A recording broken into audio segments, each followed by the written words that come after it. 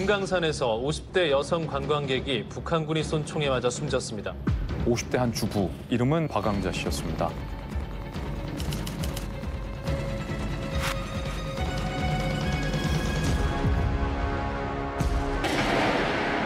총에 맞고 사망했으니까 시신을 문수에 가라.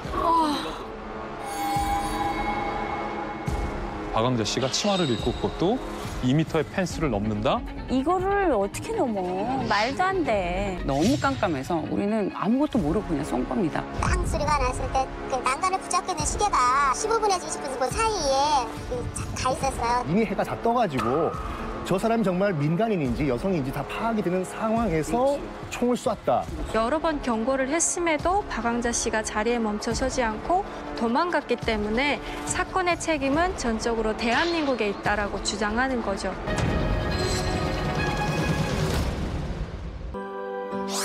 이야, 대박이다. 너무 예쁘다. 28,000톤급의 금강호가 육중한 선체를 부두에서 떼고 역사적인 첫 공식 항해에 나섰습니다.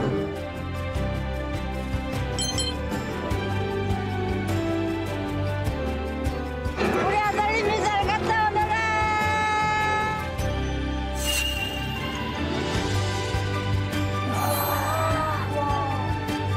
금강산 입구에 이르자 함께 어우러져 공사를 펼치는 남북한 근로자들이 관광객들을 맞이합니다.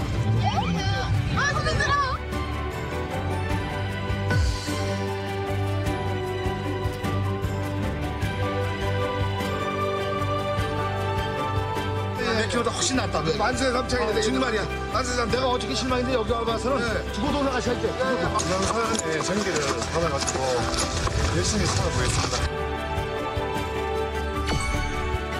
2008년 10년간 오래 했지. 193만 명이 갔대요.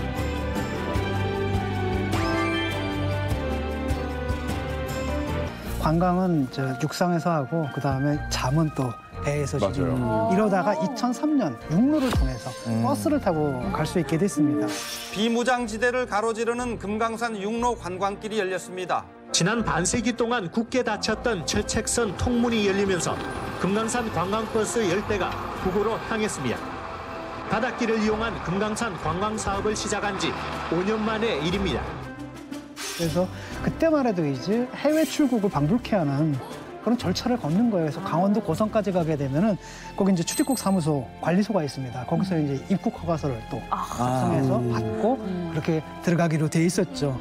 10년 동안 무려 193만 명의 한국인 관광객이 이 금강산을 찾았습니다.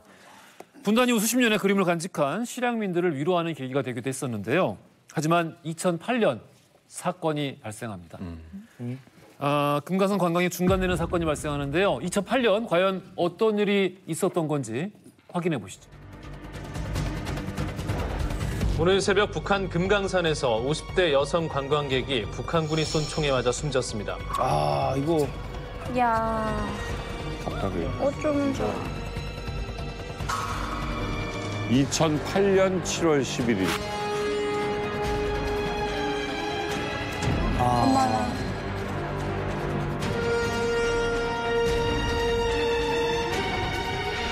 엄마나. 아이고, 관광 갔는데. 며칠 전까지 무사했던 부인이자 어머니를 영전으로 마주한 유가족들은 슬픔을 감추지 못했습니다. 유혹들이 좀 속 시원히 풀어지고 했으면 좋겠습니다. 좋겠어서 가시는 분이 평화에 좀 잠들 수 있게끔 그렇게.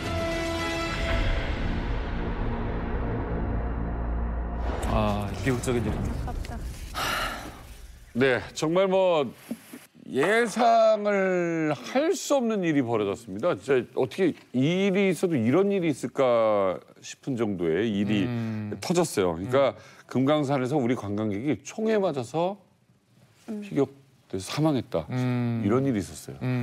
어떤 일인지 한번 살펴보죠. 2008년이었습니다. 50대 한 주부, 이름은 다들 아시다시피 박광자 씨였습니다. 전업주부였는데 4명의 친구와 함께 2박 3일 일정으로 여행을 떠나자. 50대 주부가 집안일을 내려놓고 친구들과 함께 좀 리프레시하는 정말로 좋은 기회였던 거죠. 그래서 여행지를 골랐는데 바로 금강산이었습니다. 이 주부가 집안일 휴업을 선언하면서까지 야심차게 친구들과 함께 모처럼 떠나기로 했던 건 그녀의 생일이었기 때문이죠. 고심 끝에 금강산을 선택했고 2008년 7월 9일 수요일이었습니다. 이제 막 군에서 제대한 대학생 아들이 있었습니다. 그래서 아들에게 이렇게 얘기합니다. 엄마가 금요일 저녁 6시까지 올 테니까 엄마 없는 동안 밥 잘 챙겨 먹어. 라면 끓여 먹지 말고. 엄마 금방 갔다 올게 하고 아주 평화롭게 태연하게 여행을 떠났는데 이런 일이 발생한 거죠. 이게 참 열심히 사셨어요. 결혼한 이후에 지금 아들이 뭐 제대까지 했다고 하지만 첫 여행이었습니다. 마음 놓고 자기들끼리 이제 떠난 첫 여행이었는데 그런데 사건이 하나 발생합니다. 사고가 뭐냐면은 박왕자 씨가 안 오는 거예요. 그래서 주변에 있던 다른 승객들은 뭐 하는 겁니까? 빨리 출발 왜 안 합니까? 항의를 했겠죠. 그래가지고 일단은 박왕자 씨가 없는 상태에서 버스가 출발을 하게 됩니다. 그냥 여행도 아니고 생일을 기념해서 떠나는 건데다가 김진 기자가 얘기한 것처럼 결혼한 주부가 친구들과 이렇게 며칠 동안 집을 비우는 건 엄청 특별한 이벤트잖아요. 게다가 행선지는 우리가 쉽게 가볼 수 없는 금강산입니다. 그렇게 어렵게 준비한 여행인데 출발부터 좀 뭔가 심상치가 않았어요. 일단 말씀하셨듯이 버스에 타지 않으니까 기사가 먼저 출발하려고 하고 친구들은 기사에게 조금만 기다려달라고 부탁을 합니다. 그래서 버스가 길거리에서 한 30분 정도 그냥 서 있어요. 수십 분이 지나고 박왕자 씨가 올라왔는데 왜 늦었냐 하면 이 버스 타러 오는 길에 지하철을 타고 왔는데 지하철에서 지갑을 잃어버린 거예요. 그러니까 처음부터 뭔가 계속해서 좀 삐그덕거림이 있었던 뭔가 가지 말라는 신호였을까? 그러네. 금강산에 도착해서는 또 그냥 일정이 또 순수히 풀렸습니다. 그래서 경치 구경도 하고 맛있는 것도 먹고 여행 일정도 잘 소화하다가 마지막 날이죠. 7월 11일. 새벽 4시경인데 친구들은 다 자고 있을 거 아닙니까? 근데 이분이 또 혼자서 그 숙소 밖을 빠져나와요. 그때 이분이 숙소를 새벽 4시경인데 숙소를 빠져나오는 모습이 CCTV에 잡혔습니다. 바로 저 장면입니다. 치마를 입으셨고요. 예, 딱 나오네요. 자, 그리고 한 1시간쯤 흘렀습니다. 새벽 한 5시 11분 정도 됐지요. 같이 이제 방을 쓰고 있던 친구들이 이제 깨어나 봤더니 이제 박왕자 씨가 옆에 없는 거예요. 그때는 뭐 그렇게 크게 생각을 안 했다고 해요. 왜냐면 뭐 해돋이도 보고 싶다고 얘기했고 해변도 한번 산책을 해보고 싶다라는 말을 했기 때문에 뭐 산책 나갔겠지, 해돋이 구경하러 나갔겠지라고 생각을 했는데 뭐 시간이 질러도 안 돌아오는 겁니다. 한 2시간이 지나도 박왕자 씨가 안 돌아오는 거예요, 객실에. 그래서 우리 친구가 어디 갔냐 하고 있는데 그 친구의 위치를 누가 통보를 해줘요. 현대 아산 측도 아니라 누가 통보를 해줬냐? 북한 측에서 통보를 해줍니다. 오전 9시 30분이었습니다. 북한 측에서 뭐라고 통보를 했냐면 박왕자 씨가 총에 맞고 사망했으니까 시신을 인수해 가라. 야, 이거 얼마나 놀랐겠어. 라는 통보를 합니다. 진짜.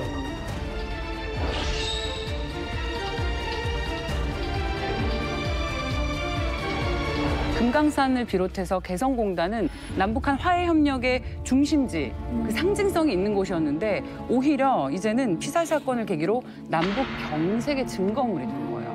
남북이 완전 화해 무드로 물고가 터서 순조롭게 흘러가고 있었는데 물길이 완전히 사라진 거예요. 이 사건을 계기로.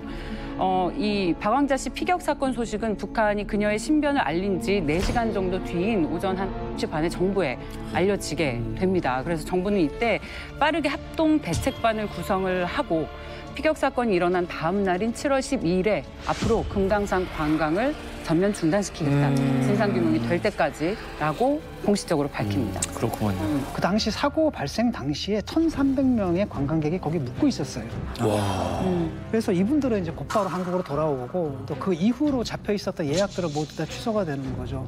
그래도 그럴 만한 게 이게 상상할 수 있는 일입니까? 관광을 갔는데 뭐 다른 안전사고도 아니라 총에 맞아가지고 말도 안 되는 거예요. 한 사람한테 일어날 수 있는 이 사건이라면 다른 모든 사람들한테 일어날 수 있는 거잖아요.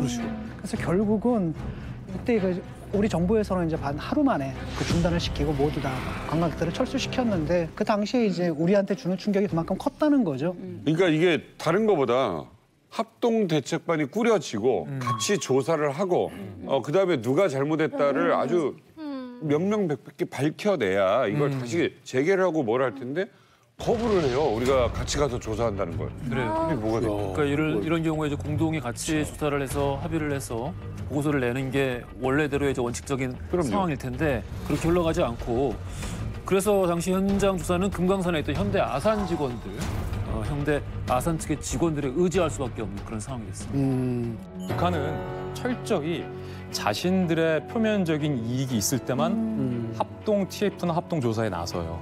이때도 우리 정부에서 백방으로 북한에게 항의를 했어요.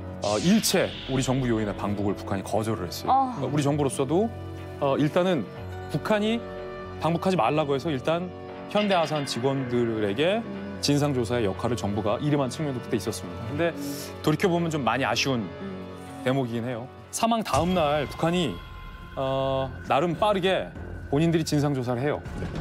그리고 아마 우리 정부에게 우리가 진상조사 중이니까 초반에 좀 기다려달라고 요구했던 걸로 저는 파악을 하고 있어요. 근데 그 내용이 금강산 관광사업을 총괄하는 명승지 종합개발지도국의 대변인 담화문인데 제가 그 담화문을 좀 가져와 봤어요. 북한에 대한 선입견을 배제하고 최대한 그때 당시 상황으로 돌아가서 진실이 무엇인지를 좀 접근해 보고 싶어서 제가 좀 뽑아왔는데 내용이 좀 그렇습니다. 첫 문장부터 뭐가 탁 걸립니다. 우리 군인의 총에 맞아 사망하는 사고가 발생했다. 우리는 이에 대해 유감스럽게 생각한다. 야, 사과도 아니고. 사고 경위에 대해 말한다면 남조선 관광객이 관광구역을 벗어나 비법적으로 울타리 밖 우리 측 군사통제구역안까지 들어오는데 그 원인이 있다. 진상조사 원인보다도 박광자 씨 탓을 합니다. 남측 국민 탓을 처음부터 합니다. 그러면서 새벽에 경계 울타리를 벗어나서 우리 군사 통제 구역까지 깊이 침범했고 우리 측 군인이 경고 사격에 공포탄까지 쐈는데도 통제에 따르지 않아서 어쩔 수 없이 쐈다. 라고 북한이 진상조사를 발표해요. 그러면서 우리가 이렇게까지 했으니 너희는 올 필요 없다. 이런 스탠스를 그때 북한이 취했고요. 담화문이 한 장이에요. 그리고 이 진상조사에 걸리는 시간이 한나절이었어요. 한나절. 그날 북한 측이 주장한 것을 토대로 무슨 사건이 있었는지 저희들이 한번 재구성을 해봤습니다. 북한 측의 주장을 토대로 재구성한 겁니다. 함께 보시죠.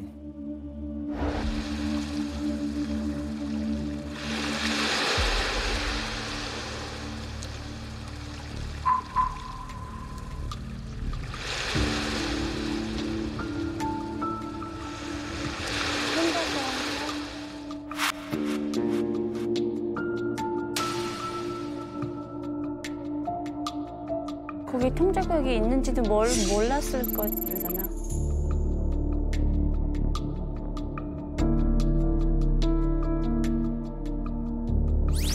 철책이 있는데, 펜스가 있는데.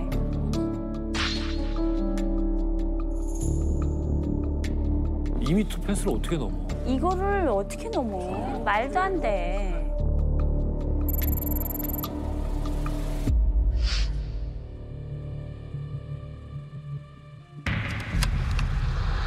거기 누구냐?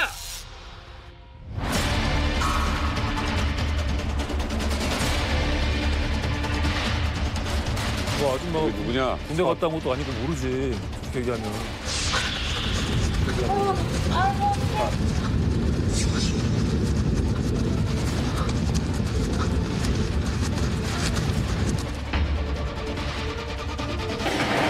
아니다. 되돌아가는 사람을 야, 쏜다. 저러고 들어왔다는 거 알잖아.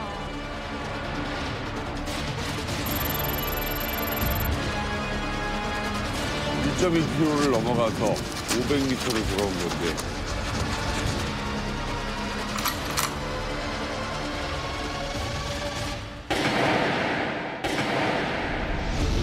세 발을 쏴요. 아이고. 어떻게 어머, 이게 말도 안 돼. 이거를 어떻게?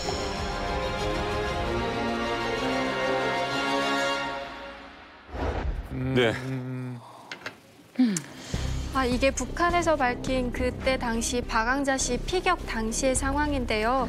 담화문 맨 끝에 보면 북한의 입장이 매우 충격적이에요. 애초에 박광자 씨가 관광구역을 벗어나서 군사 통제 구역에 들어왔기 때문에 북한에서는 전혀 잘못한 게 없다라는 거죠.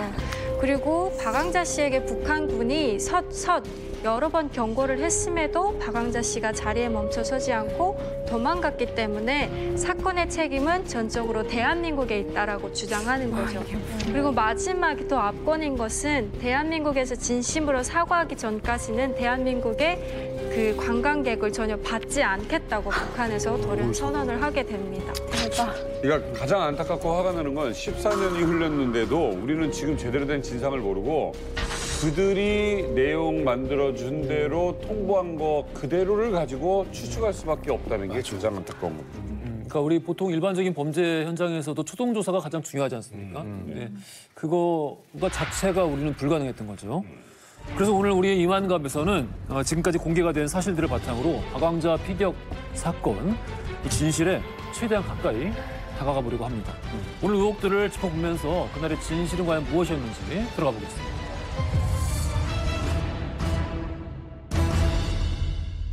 사건 당일에 무슨 일이 있었는지 영상을 통해서 보셨잖아요. 그런데 이 영상은 거듭 말씀드리지만 북한 측의 주장을 토대로 저희가 재구성을 한 영상입니다. 자, 그럼 진실이 뭔지 하나하나씩 좀 짚어봤으면 좋겠는데 저희가 마네킹 하나를 준비했어요. 바로 제 뒤에 있는 마네킹이 그때 당시 박왕자 씨가 입었던 옷과 최대한 유사하게 저희들이 입혀봤습니다. 보시는 것처럼 흰 남방의 검정색 치마 차림이었어요. 아주 편안한 휴양지 차림이었죠. 그런데 아까 북한 측에서 밝힌 영상을 보면서 좀 뭔가 이상하다는 거를 느끼시지 않으셨나요? 여기 계신 분들 포함해서 시청자 여러분도 좀 느끼셨을 것 같습니다.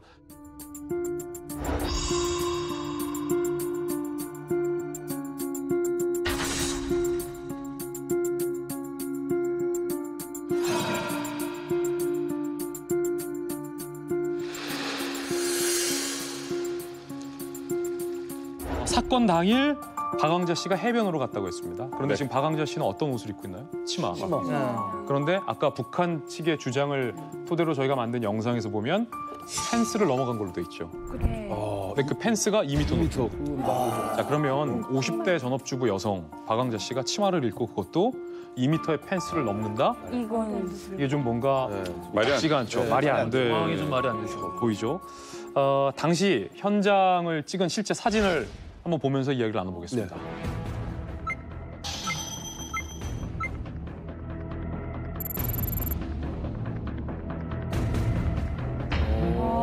네. 꽤 넘네. 저거를 넘는다. 자, 실제 북한 군사 통제 구역 경계에는 높이 2m의 펜스가 쳐져 있던 상황이에요.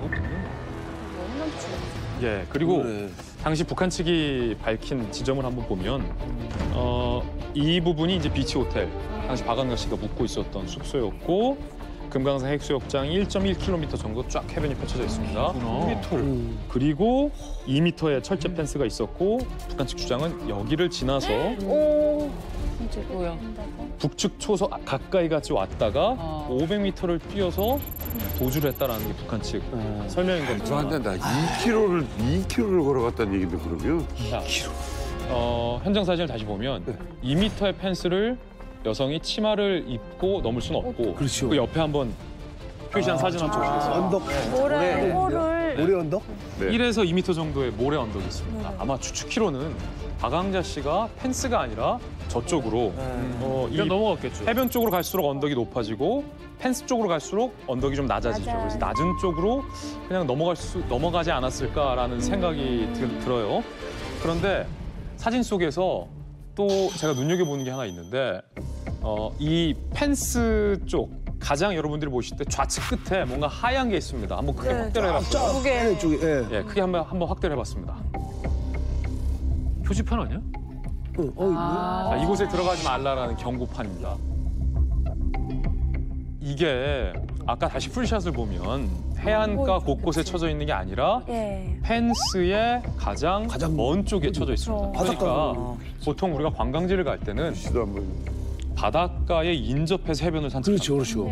박왕자 씨가 펜스를 봤을 수도 있고 못 봤을 수도 있어요. 그러면 경우에 따라서는 그리고 군사훈련을 받지 않는 일반 전업주부 여성 입장에서는 펜스도 안 쳐져 있었고 경고문도 없었고 해변은 이어져 있어요. 하나의 해변이에요. 거기가 통제 구역인지 출입 금지 구역인지 알 수가 없다라는 거죠. 아마 그냥 산책할 수도 있었지 않았을까요? 아니 거기다 대고 그곳이 무슨 뭐 분쟁 지역도 아니고 남측 관광객들 그렇게 많은 거 아는데 신분을 뭐 물어보거나 이것도 아니고 여기다가 총을 쏴서 사망케 한다 이게 있을 수가 없는 거죠. 북한이 이 새벽에 해안가를 산책하는 이 박왕자 씨를 보고 누구라고 판단했길래 총을 쏜 걸까요? 우리가 여기서 결정적인 이 사건의 실마리를 찾으려면 북한에서 주장하는 피격 시간을 봐야 됩니다. 북한에서는 4시 55분에서 5시 사이에 이 사건이 일어났다고 얘기를 해요. 네. 그러니까 이 시간을 대단히 중요하게 봐야 하는 결정적인 근거가 여기 있는데 4시 55분에 총격을 가했다. 그런데 아직 해가 뜨기 전이었고 주변이 너무 깜깜해서 그 앞에 물체가 뭔지 판단이 안 됐다는 거예요. 이게 한국 사람인지 관광객인지 아니면 정말 간첩인지. 그런데 뭔가 움직이길래 거기 서라고 경고를 했습니다. 그런데 쓰지 않고 뛰어서 도망을 갔다는 거예요. 그러면서 자신의 통제구역으로 들어왔기 때문에 우리 군의 매뉴얼대로 총을 쐈다. 우리는 매뉴얼대로 하는 것뿐이다. 라고 주장을 합니다. 그런데 이날 일출 시간은 5시 11분이었거든요. 여러분들 일출 보셔서 아시겠지만 일출이 지나면 1, 2분 사이에 완전히 환해지잖아요. 갑자기. 정말 그렇잖아요. 게다가 이렇게 바닷가는 수평선이 앞에 있으면 정말 무슨 조명 때린 것처럼 완전히 환해집니다.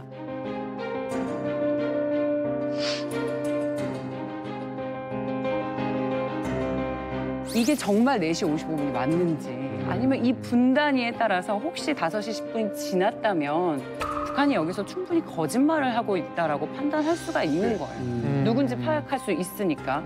북한의 주장이 그러니까 4시 55분이에요. 피격 네. 시간이. 그리고 해 뜬 시간이 5시 11분입니다. 북한 주장대로 피격 시간이 4시 55분이었다면은 어두워서 상대의 성별이나 옷차림 뭐 이런 것들이 실제로 보이지 않았을 수도 있는데요. 우리가 초등부사에 계획을 못 해가지고 정확한 실체를 모르죠. 근데 같은 시간 같은 바다에 박왕자 씨뿐만 아니라 다른 분이 계셨습니다. 그렇다면은 교차 검증이 가능하겠죠. 이분들은 이 관람객들은 당시를 어떻게 기억하고 있을까요? 이야.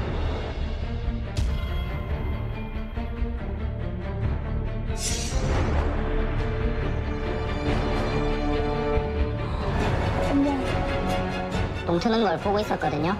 보고 있는데 이제 그 제 앞으로 한 분이 걸어서 이제 해변가에 바짝 붙어서 걸어가셨고 네. 여성분인 것도 식별했고요. 그런 검은색 옷 입은 것도 식별했고 그 위에 흰색으로 잠바인지 이제 아니면 수건인지 모르겠는데 위에 쓰고 계셨다 해야 되나? 그리고 나서 뭐 총 한참 또 후에 총소리도 들렸고 뭐 비명소리도 들렸고. 아, 이 총소리는 굉장히 멀리 들리지.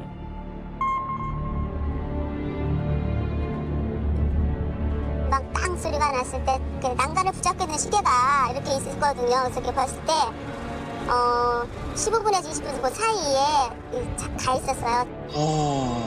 야. 결정적이다.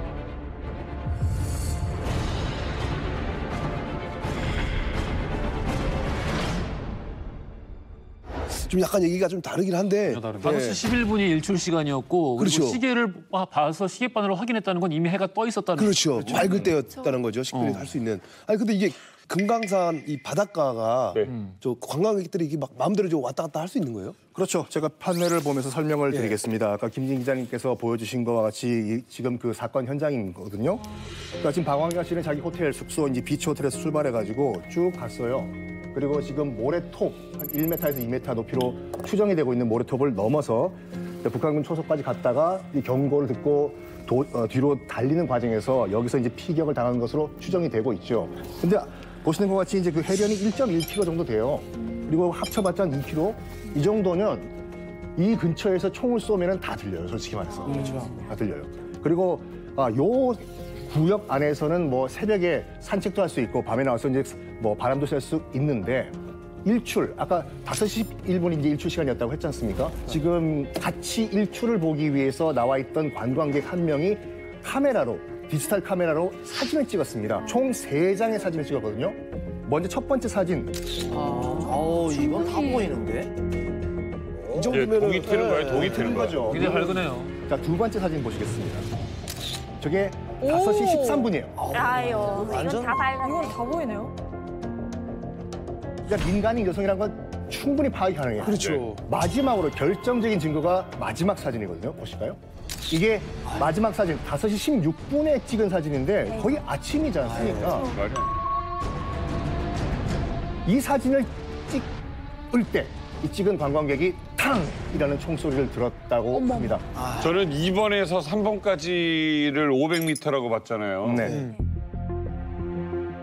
모래에서 500m를 뛰려면요. 진짜 남자들 신발도 제대로 만약에 안 신었을 텐데 30초씩도 못 뛰어요. 그러니까. 500m를 연속으로 가지는 못해요. 말이 되는 그러니까 소리냐고. 북한이 주장하는 것처럼 그 해가 뜨기 전 그 4시 55분에 사건이 벌어진 게 아니라 이미 해가 다 떠가지고 저 사람이 정말 민간인인지 여성인지 다 파악이 되는 상황에서 총을 쐈다라는 것이 우리 합동조사의 결론이었습니다.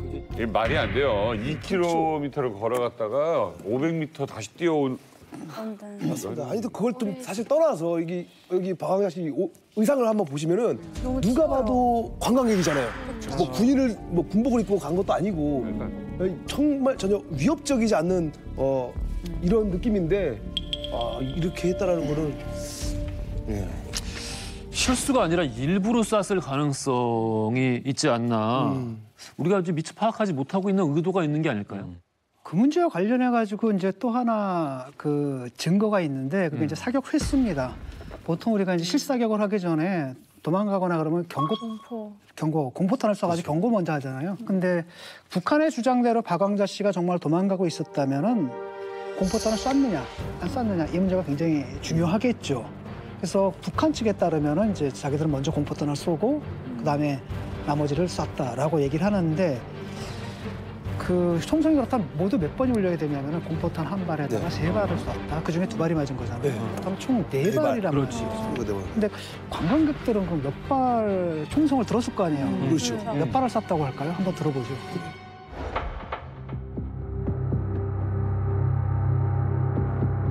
처음에 총성 한 발 들리고 무슨 비명 같은 소리가 들렸거든요. 뭐 몇 초 정도 아무튼 사이를 뒀었어요. 그리고 나서 총 한 방수가 또 났어요. 총성도 2발이 났고 비명소리도 들리더라고요. 그래서 좀 이상하다 싶었는데 그리고 저쪽 왼쪽을 보니까 이제 사람도 쓰러져 있고 군인들도 달려가고 그분이 아까 그분이라는 것도 생각도 못했고 남측 분이라는 것도 도저히 상상조차 못했고요. 내부 사정이 있는갑다 싶어서 조금 저쪽 펜스 쪽으로 다가가서 이제 모래 언덕에서 이제 그냥 쳐다보고 있었거든요. 아, 모래 언덕에서 봤어요? 이분은 이건 엄청 크다. 가까이 가서 보는 여길 아니겠지 생각하고 그냥 내부 사정이겠거니만 생각하고 숙소에 돌아왔고 막 비명 소리가 들리니까 당연히 왼쪽을 봤는데 사람이 쓰러져 있고 저쪽 이제 그 바로 산이 있잖아요. 그 산에서 이제 군사 한 3명이 이쪽 그 사람이 쓰러진 곳으로 뛰어나오더라고요. 봤을 때 이제 군인들이 달려와서 계속 이렇게 쳐다보면서 아래를 툭툭 건드려보기도 하고. 아니 지금 북한 측 주장은 4발을 이제 쐈다고 했는데 우리 목격자들은 너무 정확하게 또 기억을 좀 해주시는 것 같아요. 2번밖에 못 들었다. 그렇습니다. 야 이러면은 경고 사격도 없이 믿을 수가 없는 거 아니에요? 북한과 목격자의 진술이 이렇게 엇갈리고 있습니다. 박광자 씨의 시신 부검 결과가 나오면서 이제 소름 끼치고 충격적인 장면이 우리 눈앞에 그려지게 됩니다. 사건의 팩트와 북한이 주장하는 바가 다른 게 몇 가지 나오고 있죠. 일단 총격이 있었던 시각도 팩트와 북한 주장이 다르고 몇 번 사격을 했는지 사격 횟수도 팩트와 북한 주장이 다르죠. 그러면 의도적으로 쐈는지 조준해서 쐈는지 실제 경고 사격은 있었는지 여부도 팩트를 확인해 봐야 됩니다. 박광자 씨의 시신에서 2발의 총상 자국이 발견이 되는데 모두 다 관통상이었다는 겁니다. 오른쪽 등 뒤에서 북한 군이 쏜 총이 관통을 합니다. 네. 그리고 이 총알이 박광자 씨의 몸을 그대로 관통해서 오른쪽 가슴으로 관통을 합니다. 그 이유는 와이셔츠 바깥쪽에서는 총탄의 흔적이 발견되지 않았어요. 왜냐하면 그때 당시 단추가 풀어져 있었기 때문에 총알이 몸을 관통했는데 하얀 와이셔츠 뒷부분에는 총알 자국이 있는데 앞부분에는 총알 자국이 없어요. 뛰면서 하지만 시신에서는 이 총알 자국이 발견이 됐습니다. 그리고 또 하나의 총탄 흔적도 좀 충격적입니다. 역시 이것도 수평 광통인데 오른쪽 둔부를 총알이 뚫고 들어가서 왼쪽 둔부를 통과했습니다. 그런데 아까 북한이 뭐라고 했죠? 공탄을 쏘고 경고 사격을 했는데도 박항자 씨가 그 자리에 멈추지 않고 달렸기 때문에 우리가 쏠 수밖에 없었다. 북한이 논평에서 밝힌 바에 따르면 이런 표현을 썼어요. 공탄까지 쏘면서 거듭 서라고 했지만 계속 도망쳤기 때문에 사격하지 않을 수 없었다. 그러니까 우리는 쏘기 싫었는데 도망쳤기 때문에 어쩔 수 없이 사격을 했다라는 게 북한 주장인데 그런데 보십시오. 만약에 박항자 씨가 북한 주장대로 달렸다면 단추도 매지 않은 셔츠가 어떻게 됐을까요? 펄럭였겠죠. 그러면 펄럭이는 셔츠에 과연 총알 자국이 그것도 수평선을 그리면서 반대쪽으로 관통할 수 있었을까요? 시신과 똑같은 총알이 관통한 흔적이 바로 이 셔츠 끝자락에도 왜 남아있는 걸까요? 당시 정부가 모의 실험을 해봤습니다. 이 말은 박항자 씨가 달리지 않고 그대로 멈춰서 있었다라는 반증입니다.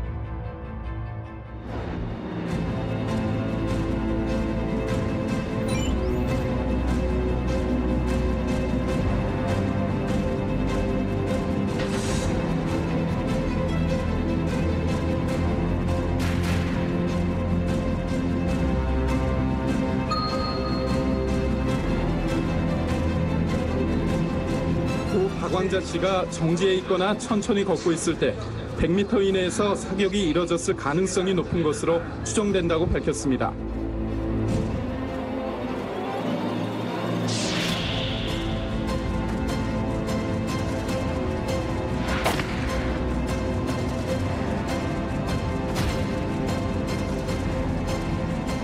실탄이 그 박항자 씨의 발 주변을 맞으면서 어떤 조개 껍데기나 돌이 부서지면서 박항자 씨의 허벅지를 타격을 했을 것이고 신체적으로 충격을 감지했기 때문에 썼을 거라는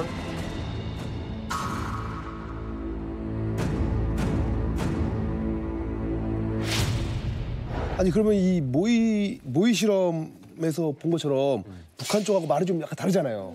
그러면 박항자 씨가 달리지 않고 약간 서 있었다는 상태라고 지금 하는 건가요? 그래서 우리가 확보한 증거를 통해서 실험을 해봤습니다. 그랬더니 결과는 이렇게 나왔어요.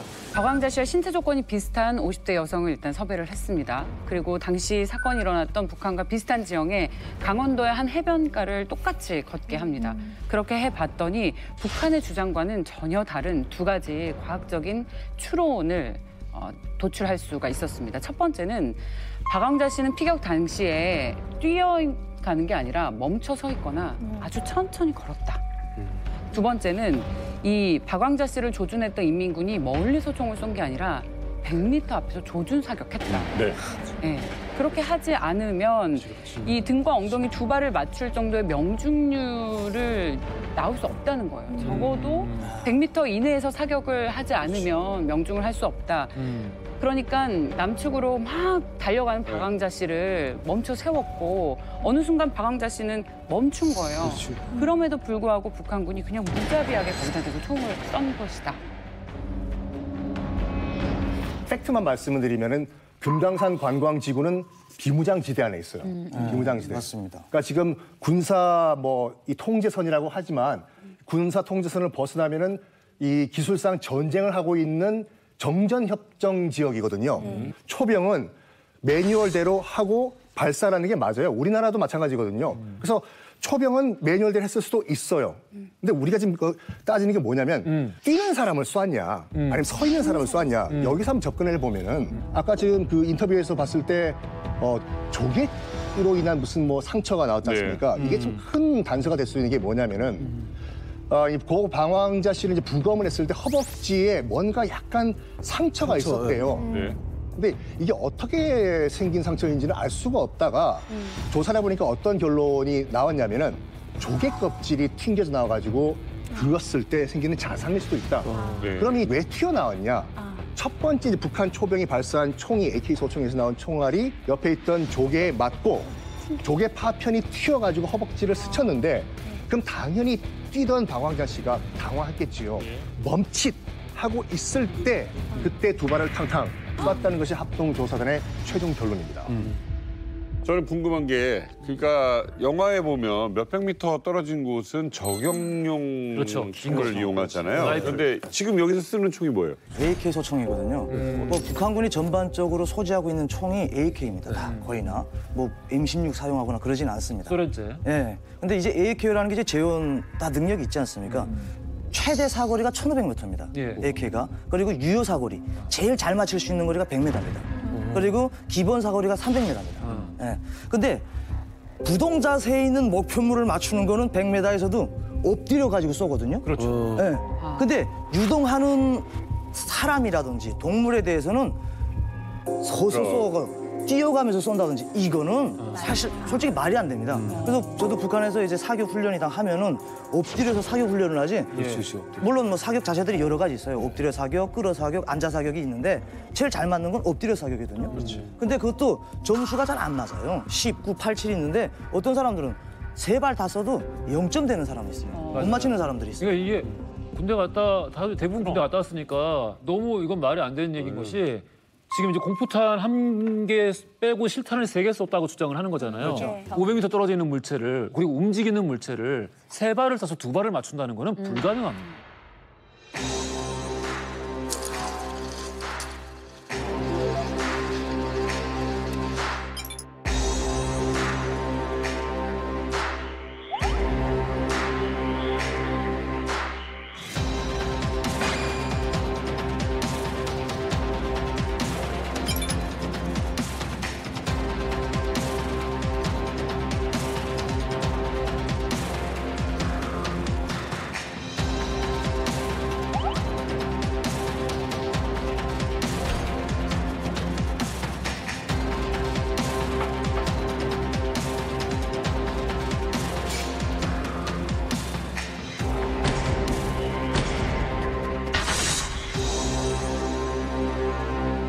아 근데 저 펜스 이렇게 둔 게 참 아쉽네요. 경고 문구도 없고 제대로. 그러니까 저는 이거 보면서 계속해서 아쉽다는 생각이 드는 게 민간인 입장에서는 그쪽을 넘어갔을 때 무슨 일이 있을지 어떻게 알아요. 그리고 군대를 가본 적도 없는 분이고. 근데 북한의 입장에서도 초병의 임무를 원칙상에 의거해서 그대로 했다라고 얘기하면은 양쪽상의 명분이 충돌할 수밖에 없는 상황이거든요. 그렇다면 이 상황에서는 제가 보기에는 관리자의 입장이 가장 책임 소지가 크다라는 생각이 들어요. 네. 관리를 하고 있는 관리에 책임을 지고 있는 사람들이 너무 아까 우리 사진 봤습니다만은 표지판도 하나도 없고요. 그리고 사전에 안전 이 고지도 거의 없었던 걸로 보입니다. 이게 10년 동안 별 큰 사고 없이 계속 이어지다 보니까 타성에 젖었는지 모르겠습니다. 느슨해진 거죠. 저는 어찌 보면은 관리업체 관리 이 주체 쪽에 있지 않나 저는 그런 생각을 하고 있습니다. 남북이 만나 사업을 하다 보면 온갖 일들이 다 벌어지거든요. 가능한 시나리오를 따서 안전 대책을 마련했어야 되는데 첫 번째 저는 북한의 이제 책임이 가장 크다고 보는 게 일단 거기가 정말 접근하면 사살라도 될 만큼 중요한 군사 지역이라고 한다면 군사용 철책을 쳐야 돼요. 맞아요. 군사용 철책을 치고 거기다 경보문들이 우리는 웬만한 군부대에 다 그렇게 써 있거든요. 접근하면 발포함 다 써 있단 말이죠. 그런 것 없이 펜스를 딱 보니까 저게 이제 민간에서 친 거더라고요. 라고 한다면은 이 호텔하고 옆 호텔하고 경계선이지. 누구나 착각할 수 있다는 말이죠. 그걸 네. 방치한 게 북한의 책임이고 또한 현대도 문제인 게 그런 펜스를 쳐놓고서 접근하지 마십시오. 접근하면 어떻게 된다는 얘기가 없잖아요. 굉장히 위험하다는 걸 해야 되고 이런 안전관리가 안 된 거 저는 이게 가장 큰 문제고 거기에 우리가 지금 분노해야 된다고 생각을 합니다. 그러니까 현대하이츠 같은 경우는 그 1km에 달하는 해변길을 해수욕장으로 개장을 하기 위해서 펜스의 길이가 어쩔 수 없이 좀 짧아졌다. 여기 개발하는 과정에서 이렇게 해명을 추후에 하긴 했었는데 표지판을 붙였어야죠. 넘어가면 죽을 수 있다는 걸 써놔야죠 당연히. 자, 이렇게 우리 쪽 조사를 통해서 북한 주장과는 좀 다른 부분들이 많이 밝혀지고 있는데요. 우리 입장에서도 가만히 손 놓고 있을 수는 없었고 그럼요. 항의를 했습니까? 예, 처음 사건이 일어나고 이제 우리가 조사를 원한다고 전통문을 북한에 이제 보냅니다. 그것도 2번이나 보냈는데 북한에서는 수신 거부를 하죠. 그래서 결국은 이제 북한과는 아무리 얘기를 해도 말이 안 통하잖아요. 네, 안 통하죠. 우리 정부에서는 이제 국제사회에 호소하기 시작합니다. 네, 그때 이제 싱가포르에서 아세안 지역 안보 포럼이 열렸는데 한중일 외교장관이 모였거든요. 그 자리에서 우리나라에서 이제 이 사건을 언급하면서 이 사건의 진상 파악을 위해서 국제사회가 좀 나서달라고 호소도 했습니다. 그런데 북한 측에서는 뭐 그 후로도 묵묵부답. 자, 2008년 7월 21일 사건 발생 열흘 만에 박왕자 씨에게 총격을 가한 북한 군인의 정체가 동아일보에 처음 실립니다. 여기 이제 여기 이제 보시면요, 여기 기사가 이제 났습니다. 여기 뭐라고 나왔냐면 고 박왕자 씨에게 총격을 가한 북한 군인이 17세의 어린 여군이라는 정보를 입수. 어머.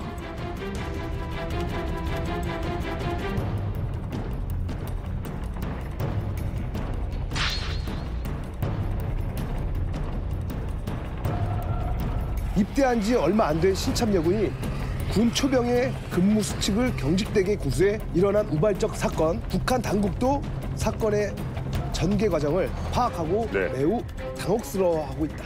이렇게 기사가 났습니다. 이거는 북한의 발표에 따른 건가요? 아니면 취재에 따른 건가요? 취재에 따른 거고요. 취재에 따르면 박왕자 피격 사건이 벌어졌어요. 그때 북한의 실제 내부 반응이 뭐였는지가 상당히 궁금했는데 북한도 쉽게 말해서 멘붕이었다는 겁니다. 한창 금강산 관광이 잘 되고 있던 터였는데 이 큰 사건이 금강산 관광 전체를 흔들 수도 있었던 사건이었고 북한도 예측 못했었던 분위기였던 것 같아요. 그래서 초반에 북한 대남부서에서는 이걸 어떻게 수습할지 전전긍긍하는 분위기였고 그런데 그러던 중에 갑자기 북한 중앙당에서 지시가 내려왔다는 거예요.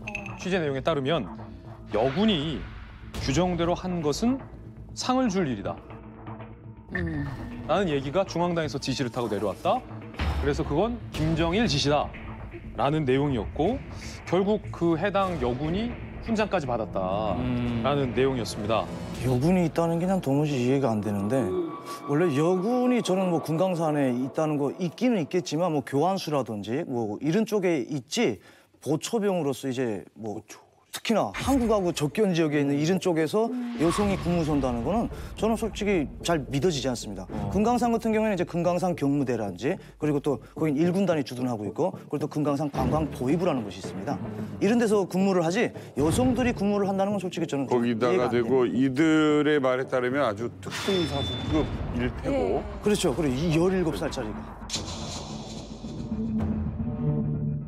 기사를 자세히 보시면 이게 기사에서 숨어있는 맥락이 있어요. 근데 보면 우리가 확실히 취재를 해서 이건 사실이다라고 했을 때는 기사 제목에 따옴표를 쓰지 않습니다.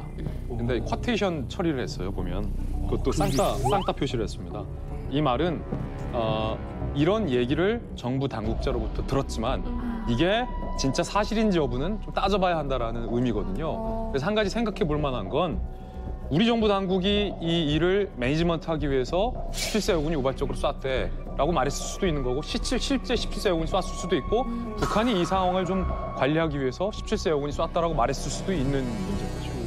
근데 이제 이 북한에서 이 여군한테 국기훈장이 1급을 수여를 해요. 훈장. 이 훈장이 뭐냐면 총 3급으로 나뉘어져 있는 훈장인데 3급, 2급, 1급 이렇게 올라가요. 저희 아빠께서 이제 30년 동안 군복무를 하시면서 1급을 못 받으셨거든요. 그만큼 받기 힘든 훈장이에요. 그리고 공화국 영웅칭호 수여하면서 같이 따라주는 이제 그 이제 1+1 같은 그런 훈장인데 결국에 이제 이 국기훈장 1급을 줬다는 거는 공화국 영웅칭호를 못 줘서 준 거거든요. 한마디로 말해서 너는 조국가 인민을 위해서 큰 공을 세웠기 때문에 17살인 내가 이 훈장을 받게 됐다. 영광으로 생각을 해라. 이래서 준 거란 말이에요. 그러니까 저 같은 경우에는 분명 거기에 나왔던 박왕자 씨는 우리의 적이기 때문에 쐈다는 건 정당화된 사실이고 그것 때문에 훈장을 받았다는 게 정말 팩트인 것 같습니다. 네, 저는 이제 어떻게 전후 사연이 어떻게 됐든 저는 과잉 대응이라고 보고 있습니다. 왜냐하면 뭐 북한을 떠나서 이 사건에 박왕자 씨 사건에 대해서 거시적으로 보지 말고 미시적으로 놓고 봤을 때 개인용주의를 발휘해가지고 자기 명예를 챙기려고 할 수 있다. 이런 것도 좀 볼 수가 있다는 거죠. 특히나 이제 고성군 같은 데는 1군단이 주둔을 하고 있습니다. 뭐 강원도에는 북한 군이 제일 많은 곳입니다. 1군단, 5군단 전방이기 때문에 그래서 이제 북한 사람들도 금강산 관광을 못 가게끔 차단을 하는 거고 그래서 이제 1군단, 5군단의 고난의 행군이라는 것을 겪으면서 군인들이 먹을 게 없어가지고 마후노 부대라고 북한 분들은 아마 들어봤을 겁니다. 마후노 부대라고 막 나가는 거예요. 아무 집 가서 들이치고 차 지나가는 거 세워놓고 막 그냥 강탈하고 해가지고 그래 예의도 없어졌고. 군인이? 그렇죠. 강도네. 당연히 그렇죠. 강도죠. 그래서 김정일이가 이제 뭐 1군단이라든지 이런 데 갈 때 차가 지나가면 경례를 해야 되거든요. 근데 이 마후노 부대 군인들은 경례를 안 하는 거예요. 모자 삐뚤러 쓰고 길가에 앉아가지고 승용차가 지나가든 뭐 하든 전혀. 그러다 보니까 이게 김정일이 눈에 띄어가지고 군인들이 예의가 하나도 없다. 너무 완전 군인 질서라는 것이 없다. 이 1군단 뭐 사상 교육을 또 하는 부대들 있잖아요. 선전부라든지. 근데 교육을 많이 했죠. 해가지고 군인들이 예의를 지켜라. 네. 그래서 이런 사례가 일어난 것도 규율을 강화하면서 네, 군인들에 대한 규율을 강화하면서 뭐 이런 사례가 일어나지 않았는가. 우리 요구에는 대답이 없으면서 총을 쐈다고 주장하고 있는 이 여군에게는 훈장을 줬다. 그리고 이제 순회 강연을 하고 있다라고 지금 알려졌다고 하는데 어때요? 이 무장 상태가 아닌 민간인을 군인이 공격을 했다. 이 부분에 대해서 어떻게들 생각을 하십니까? 북한의 이런 행동과 주장은 국제적으로 봤을 때 사실 자기 얼굴에 침 뱉기예요. 제네바 협정에 직접 서명을 한 국가입니다. 제네바 협정에 따르면 비무장 상태에 있는 민간인을 군사적으로 행동하는 것을 엄격하게 제한을 하고 있고 게다가 총의 사용은 더더욱 금지하고 있어요. 그러니까 제네바 협정에 서명을 했음에도 불구하고 스스로 그거를 깬 거입니다. 그리고 이 금강산 관광이나 개성공단 실시할 때 행여나 이런 일이 있을까 봐 우리나라와 북한은 남북 합의서를 썼어요. 거기에 보면 이런 조항이 있습니다. 북측은 남측 인원의 신체, 주거, 그리고 개인 재산을 해치지 않을 것을 보장한다. 만약에 남측 인원이 뭔가 질서를 위반을 했을 경우 일단 중지시키고 그리고 중지시킨 다음에 조사하고 사건 경위를 조사하고 위반 내용을 남측에게 알립니다. 알리고 난 뒤에 일정의 조치를 취하는 거예요.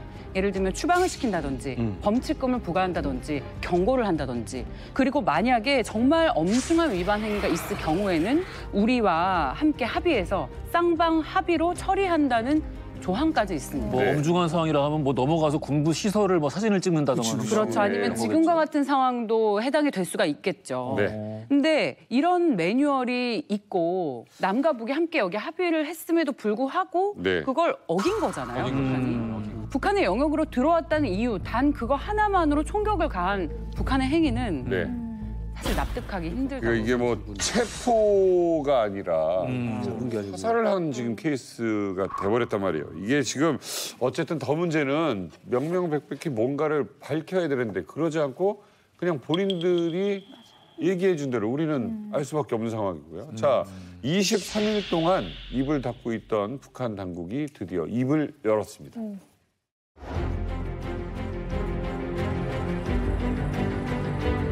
남조선 괴뢰들은 사고가 발생하자마자 마치 기다리기라도 한 것처럼 그것을 구실로 앞뒤를 가리지 않고 멜고같이 무분별한 반공화국 대결 소동에 열을 올리면서 내외의 여론을 오도하여 왔다. 당사자의 잘못으로 발생한 사고를 국민의 생존권과 억지로 연결시켜 사실을 요란스럽게 확대해 가장하여 벌리고 있는 이명박 역도의 이 모든 소동은 남선민들의 생명권을 미국산 미친 소고기병의 희생물로 만든 책임을 모면하고 그 비난을 우리에게 쏠리게 해보려는 또 하나의 유치한 정치적 사기극일 뿐이다.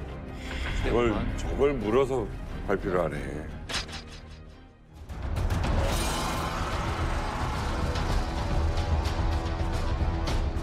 우리는 금강산 관광지구에 체류하고 있는 불필요한 남측 인원들을 모두 추방할 것이다. 이 금강산지구에 들어오는 남측 인원과 차량들에 대한 군사분 개선 통과를 보다 엄격히 제한 통제할 것이다. 3. 앞으로 금강산지구의 관광지와 군사 통제 구역 안에서 나타나는 사소한 적대 행위에 대하여 강한 군사적 대응 조치를 취할 것이다.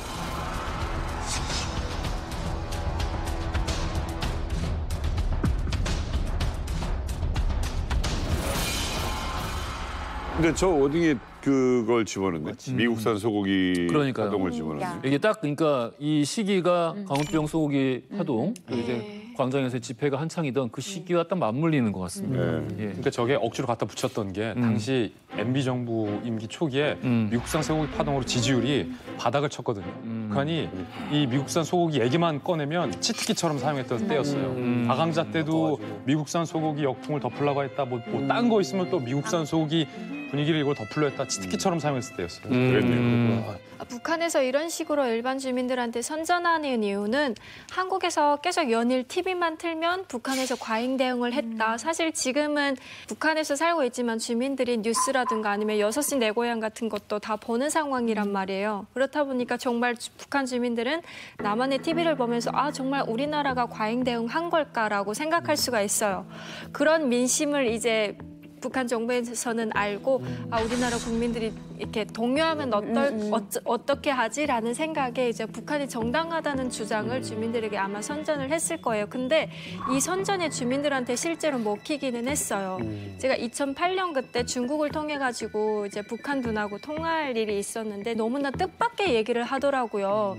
자기네가 알고 있는 박왕자 씨의 그 모습은 그냥 한국에서 살고 있는 평범한 50대 아주머니가 아닌 특수 임무를 받은 간첩일지도 모른다라는 얘기를 해가지고 깜짝 놀랐고 아 북한에서 한 선전이 주민들한테는 먹혔구나라는 생각이 들더라고요. 아니 철원 씨가 또 보위부 출신이시잖아요. 그 박왕자 씨 피격 사건 났을 때 혹시 보위부에서는 뭐 얘기 없었나요?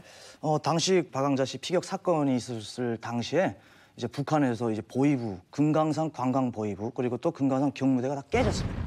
그러니까 새로운 사람들로 바꿔쳤어요. 네.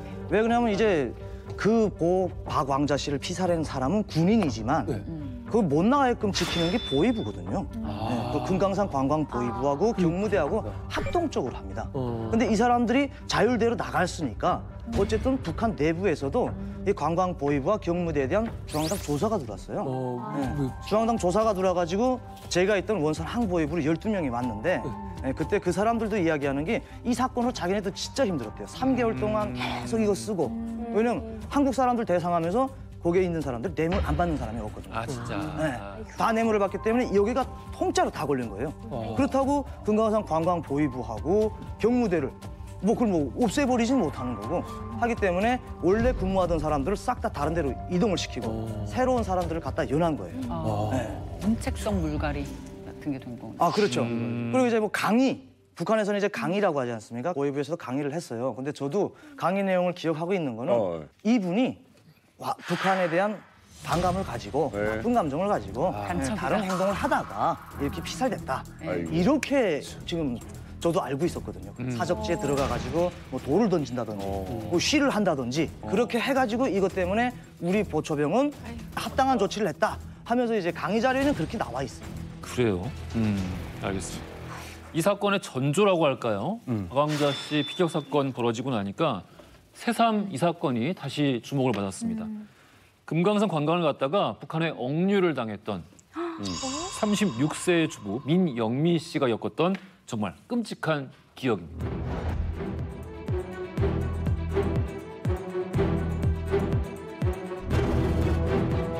근데 이제 북측의 주장에 따르면 이분이 이제 환경관리원 있지 않습니까? 북한 측 사람들에게 거기서는 해서는 안 될 말을 했다고 합니다.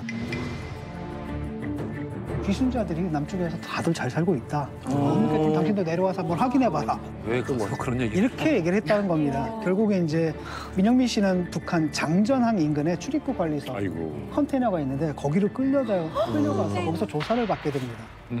이게 처음에 우리 국민들에게 박왕자 씨 사건만큼 잘 알려지진 않았어요. 그 이유가 있습니다. 현대 아산 측에서 이 사실을 외부에 알리기보다 자체적으로 이걸 수습하려고 노력을 좀 많이 했어요. 관광하고 1년째였으니까 초기니까 북한이랑 계속 비공개 협상을 벌였는데 뜻대로 잘 안 됐어요. 결국 30대 여성인 민영미 씨가 집으로 돌아가야 할 날짜보다 하루를 더 북한이 억류하면서 언론에 뒤늦게 알려지게 된 케이스입니다. 우리 정부가 급하게 부랴부랴 대응책을 마련했습니다. 결국 안전하게 민영미 씨를 우리 대한민국 고국의 품으로 데려올 수 있었는데 그때 우리 정부가 꺼냈던 강경 카드가 뭐였냐면 신변 안전 조치 빨리 약속 안 하면 다시 말해서 당장 석방하지 않으면 금강산 관광 없다. 그러니까 관광 시작하고 1년 만에 우리 정부가 관광 없다. 석방해라. 굉장히 세게 나갔어요. 그러니까 북한이 바로 민영미 씨를 석방해 줬었습니다. 이 북한 측에 붙잡혔던 민영민 씨 6일 동안 어떤 고초를 겪어야 했을지 상상이나 되세요? 6일이요? 6일 동안 붙잡혔는데 게다가 이게 처음 겪어보는 일인데. 그렇죠. 북한 군인 4명이 총을 들고 서서 자신을 감시합니다. 그리고 일단 컨테이너선에 가뒀죠. 온갖 욕설과 고함을 지르면서 계속 협박을 합니다. 거기서 혼자 그걸 모두 다 감당할 수밖에 없었는데 반전은 여기 있습니다. 이 하산을 하고 내려오는데 북한의 여자 감시원이 이 민영민 씨에게 다가가서 이렇게 물어요. 저희 고조 남조선은 귀순자들이 돌아오면 붙잡아서 바로 죽이지 않냐. 아, 미끼를 던졌구나. 근데 민영민 씨가 여기 대고 이렇게 얘기합니다. 아니요. 아주 잘 살고 있어요. 아유. 저도 여기 와서 금강산 관광하듯이 빨리 통일이 되면 선생님도 한국에 와서 같이 잘 살았으면 좋겠습니다. 이 불필요한 말을 한 게 아니라 대답을 한 거잖아요. 이 얘기를 들으면 어떻게 느껴지세요? 북한에서 귀순하다는 얘기가 아니잖아요. 그냥 우리 늘 하는 얘기잖아요. 그렇죠. 예를 들면 아 총각 올해는 괜찮은 여자 만나서 결혼했으면 좋겠네. 덕담인데 내가 덕담이지. 결혼하자는 거 아니잖아. 네네. 그냥 그냥 흔히 우리가 나누는 덕담 수준인데 이거를 북한이 어떻게 해석을 했냐면 야. 북한에서 귀순 유도 공작을 했다. 야.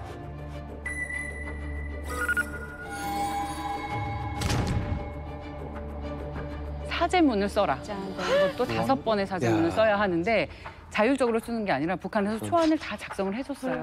그걸 강제적으로 그대로 다 베끼게 했습니다. 아, 참 어이가 없다, 정말. 자, 금강산 관광이 시작된 지 1년 만에 있었던 일이고요. 민영민 씨는 다행히 안전하게 이렇게 돌아왔습니다. 네. 하지만 그로부터 9년 후에 박왕자 씨 피격 사건으로 인해서 남북 관계는 걷잡을 수 없게 망가집니다. 박왕자 피격 사건은 사실 단순한 총격 사건이 아니죠. 2000년에 김대중 대통령과 김정일이 만나서 정상회담을 하고 6.15 공동선언을 하면서 8년 동안 완전히 화해 무드, 핑크빛이었잖아요. 그래서 수백만 명의 우리나라 국민들이 북한을 자유롭게 넘나들고 많은 분들이 관광을 할 수 있는 기회가 생겼습니다. 그런데 이 사건 이후에 10년 동안 이어졌던 금강산 관광 그리고 개성공단 사실상 중단됐습니다. 네. 이제 2008년 그 해에는 박왕자 피격 사건이 있은 뒤로 개성공단에 대한 신규 투자를 아예 금지했고요. 그리고 현지에 있는 직원 절반을 다시 철수시키고 사실상 이제 개성공단 완전 폐쇄의 길을 걸었다. 이때부터 이렇게 볼 수가 있겠습니다. 그리고 이명박 대통령도 그 뒤로 5.24 경제 조치를 통해서 대북 경제 제재를 실시하고 남북 관계는 이제 본격적으로 점점 경색 국면으로 치닫게 됩니다. 아니 저는 여기서 지금 궁금한 게 아니 북한이 10년 동안 금강산 이 사업을 했을 때 어떻게 보면 막대한 돈을 벌었을 거 아니에요. 수익을 봤을 텐데 왜 외화벌이를 포기하는 건가? 이런 생각이 좀 드는데요. 북한은 원래 자신들의 그 잘못을 잘 인정하지 않아요. 더욱이 대한민국 아니면 일본 아니면 뭐 미국 같은 경우에는 뭔가 자신들의 잘못을 인정하면 이게 공화국의 수치라고 생각하거든요. 이 박왕자 씨 사건 또한 뭔가 자기들이 실수해서 일어난 일이다라고 인정을 하면 뭐 공화국의 망신이고 김부자의 그 면목이 실추된다고 생각하기 때문에 절대 자신들의 잘못을 인정할 수가 없는 거죠.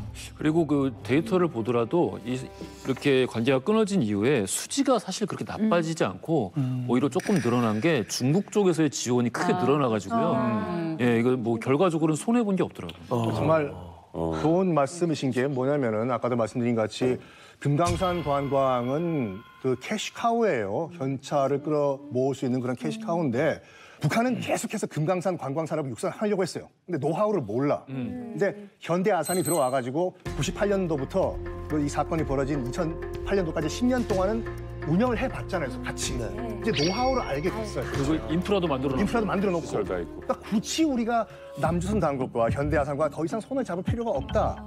라고 하는 차에 이런 사건이 터져버린 거죠. 직접 하게 할 수 있다. 우리가 직접 할 수 있는. 남측에서 올 관광객은 올 만큼 왔다. 그렇죠. 등등. 그래가지고 현대 아산과 남한과 손을 놔버리고 바로 금강산 국제관광투자법을 또 만들어버려요. 그게 무슨 말이냐면 남조선 이제 안 들어와도 된다.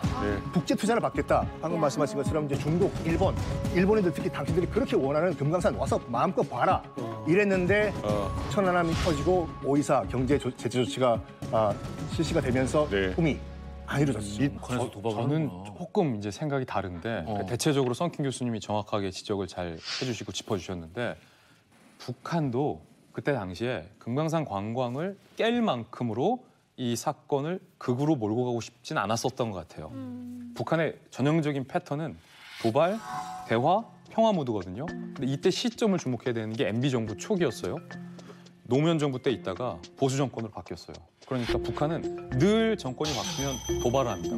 그리고 도발을 하면서 긴장감을 극대화시키고 돌연 대화를 하자고 그래요. 그래서 도발 끝에 대화가 이루어지면서 이상하게 평화 모드로 전환되는 패턴을 십수년간 계속 반복해왔어요. 맞아요. 예상치 못했던 총기 난사 사건이 벌어졌어요. 북한이 상부에서 지시하진 않았을 거예요. 미쳤다고. 캐시카우인데. 북한 상부에서 그럼 이걸 한번 MB 정부 초기에 도발의 일로 한번 사용해보자. 카드로. 라는 논의가 있었던 것 같고 센 도발 카드로 해서 역설적으로 MB 정부랑 한번 대화를 해봐서 노무현한테는 금강산을 얻었으니까 이명박한테는 더 큰 거 얻을 수 있다. 실제 그때 분위기가 그랬거든요. 이명박 대통령이 북한과 대화하자라는 분위기가 박항자 피살 사건 이후에도 있었으니까. 그런데 북한이 그때 당시 예상하지 못했던 건 그때 당시 대한민국의 분위기가 북한 예상보다 더욱더 안 좋았다는 거예요. 네.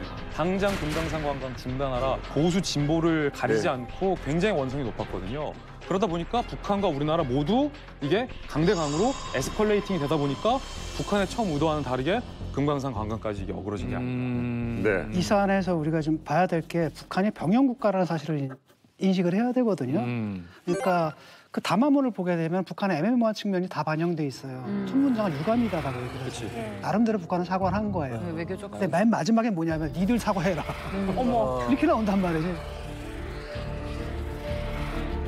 황당한 건 뭐냐면 그래 우리가 돈은 벌고 싶어 금강산을 통해 가지고 현찰을 계속 받고는 싶은데 문제는 뭐냐면 이 사안은 그들이 볼 때는 안보 원칙이에요. 그다음에 주권 사안으로 본 거예요. 이것은 절대 터치해서는 안 된다. 라고 하면서 강대강으로 나가버린 거죠. 네. 그러다 보니까 이제 결국은 어떻게 됐냐면은 아니 다른 건 몰라도 우리 측의 입장에서는 갑자기 우리한테 사과를 해라? 근데 우리는 피해자는 누굽니까? 우리 국민이란 말이에요. 그러니까 우리 입장에서 도저히 받아들일 수 없는 거거든요. 적반하장이에요. 그렇잖아요. 적반하장으로 느껴질 수밖에 없는 조건을 내세웠단 말이죠. 네. 그러니까 북한은 이렇게 세게 나가면 뭐 너희들이 투자한 것도 있으니까 어쩌겠어? 뭐 이렇게 생각했는지 네. 모르겠지만 잘못 판단한 거죠, 우리가. 북한 정부의 입장에서는 남과 북이 계속 같이 엮어봐야 좋을 건 없어요. 왜냐면 이제 북한에서 거기에 근무하고 있는 사람들이 엘리트급이잖아요. 이제 뭐 체계적으로 계층도 좋고 계급도 좋은 사람들이에요. 집안 자체가 좋은 사람들입니다. 그런데 그런 사람들이 거기 와서 한국 사람들을 대상하면서 자꾸 인식이 바뀌는 거예요. 물론 뇌물만 받으면 되겠는데 그 사람들하고 대화를 하다 나니까 이게 내가 알던 거하고 다른데 간단한 실례로 저도 그런 게이트거든요. 보면은 제가 한국 사람들을 대상하면서 이게 삐끗삐끗 돌아간 거거든요. 네, 그렇기 때문에 이런 사람들이 자꾸 인식이 바뀌고 밖에 나와서 소문내고 말하고 하면은 북한 사회 자체가 좀 다른 인식이 북한 주민들의 인식이 변하기 때문에. 네. 자, 어쨌든 간에 남북 교류의 그 대표적인 사업인데 이게 끊겨버렸습니다. 자, 이제 피격 사건 이후에 시간이 꽤 지났습니다. 북한이 지금 이 박항자 씨의 피격 사건에 대한 이 태도나 입장은 뭔가요? 일단 뭐 흔적 지우기라는 측면도 있고 아니면 감정적으로 우리가 이렇게 나가고 있는데 너희 측에서 반응을 안 보이냐라는 뭐 감정적 대응일 수도 있고 금강산 관광지구에 있는 뭐 우리 자산이라기보다는 현대 아산 자산이죠. 네. 그걸 다 철거하기 시작했습니다. 2019년도에는 금강산 관광지구를 시철하던 김정은이 이런 지시를 내렸죠. 보기만 해도 기분이 나빠지는 너절한 남측 시설을 싹 드러내라 라고 얘기를 했는데 뭐 코로나 등등등으로 인해서 약간 그 지지부진해지다가 뭐 최근에 그 태금강 호텔이죠. 바다에 떠 있는 거 거의 다 이제 철거를 했다고 하고 또 우리와 합작 투자를 한 그 골프 리조트가 있거든요. 그것도 다 철거가 마무리가 됐다고 합니다. 아니 이 김정은이 이 금강산의 이 시설물을 다 철거한다는 거는 더 이상 이제 뭐 관광은 없다는 뜻 아닌가요, 이거? 왜 다 없애는 거예요? 인프라를 없애는 건데. 그렇죠. 일단은 북한이 이제 남한에 대해서 약간의 어떤 낭만적인 기대를 가졌던 것 같아요. 너희들이랑 뭔가 같은 민족이니까 뭔가 좀 해줄 수 있겠지. 그런데 아니거든요. 우리는 국제사회의 일원이고 유엔 대북 제재가 지속되는 한 우리가 그 틀을 벗어날 수는 없다라는 거예요. 그러니까 이제 북한에서도 그 사실을 깨닫고 별로 이제 기대를 안 하게 된 거죠. 이제 남북 교류라는 건 지금 북핵 국면에서 이게 있을 수가 있느냐, 그러니까 포기를 해버리는 겁니다. 그래서 또 이런 제재 국면에서 우리가 딱히 해줄 것도 없고 북한의 입장에서도 이게 뭐냐면 관리를 안 하면 흉물이거든요. 그럼요. 또 관리를 하면 비용이 들고. 1년만 사람만 들어가면. 그러니까 결국 그냥 철거해버리자 이렇게 된 거죠. 네. 금강산 관광의 상징이었던 해금관 호텔도 현재 해체 중이라고 합니다. 우리 통일부도 항의를 하긴 했어요. 근데 굉장히 로우키로 했어요. 당장 해체 작업을 중단하라라고 유감을 표명했는데 북한은 이에 대해서 굉장히 묵묵부답이었죠. 네. 근데 한편으로 이런 생각도 들어요. 14년 전에 박왕자 피격 사건이 있었잖아요. 그때 시설 그대로가 지금까지 관리도 안 돼 있다면 굉장히 이제 노후화된 거라서 사실 지금 북한을 취재해 보면 금강산 관광 재개를 원하는 쪽은 우리일까 북한일까. 김정은이 2019년에 시찰을 하면서 해체하기 전에 흉측한 시설물이 노후화됐으니까 싹 드러내라라고 하고 해체하기까지 시간이 좀 있었어요. 그 말은 뒤집어 보면 김정은이 노후화됐으니까 빨리 금강산 관광 재개 논의하자라는 요구일 수도 있다는 생각이 들어요. 사실 우리는 금강산 관광 아쉬울 거 없어요. 금강산 아니더라도 한라산 가도 되고 금강산 아니더라도 중국 통해서 백두산 가면 그만이에요. 아쉬운 건 지금 북한이다 이런 생각이 듭니다. 그런데 북한이 분명히 알아야 할 것은 14년이 지났지만 북한의 태도가 요만큼도 바뀐 게 없다는 거예요. 우리 측이랑 건설적인 논의, 금강산 관광 재개를 포함해서 뭔가 뭘 하나 하려면 일단 14년 전에 그 태도부터 고치고 성의 있게 대화에 나서는 모습을 보여줘야 한다. 그걸 북한이 좀 깨달아야 할 것 같습니다. 금강산의 문은 다시 열릴까요? 글쎄요. 금강산 관광을 얘기하기 전에 박왕자 씨 가족의 진심 어린 사과가 꼭 있어야 되고요. 정말 너무나도 안타까운 죽음을 맞이한 박왕자 씨에게 명복을 빕니다.